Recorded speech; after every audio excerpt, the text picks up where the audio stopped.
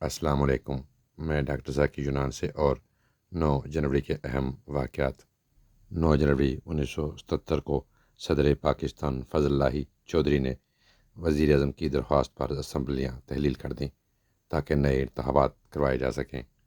9 جنوری 2003 کو Karachi stock exchange میں record تیزی آئی۔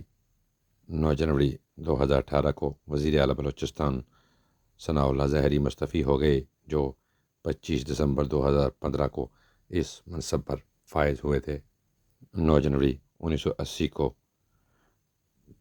19 نومبر 1779 کو مکرمہ میں خانہ کعبہ پر قبضے کرنے والے 63 مجرموں کا سر قلم کر دیا گیا۔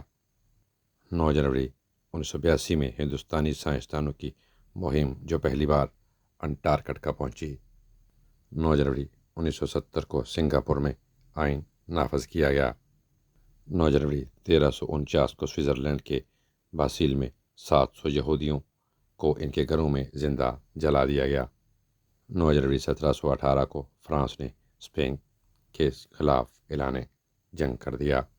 9 جنوری 1799 میں انگلینڈ میں انکم ٹیکس کا نظام شروع کر دیا گیا۔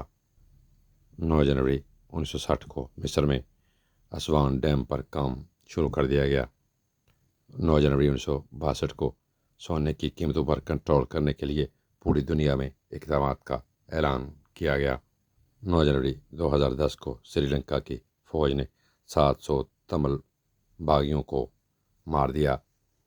9 جنوری 1915 کو مہاتما گاندھی جنوبی افریقہ سے واپس ہندوستان ممبئی پہنچے۔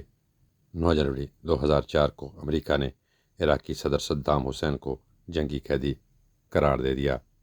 9 جنوری 2005 کو محمود عباس یاسر عرفات کی موت کے بعد فلسطینی اتھارٹی کے صدر منتخب ہوئے۔ 9 جنوری 2018 کو کوئٹہ جی پی او روڈ پر خودکش حملہ ہوا، جس میں 6 اہلکار شہید ہوئے اور 17 زخمی ہو گئے۔ 9 جنوری کے حوالے سے یہی معلومات تھیں۔ اجازت دیجیے، اپنا بہت سا خیال رکھیں۔ ٹیک کیئر، اللہ حافظ۔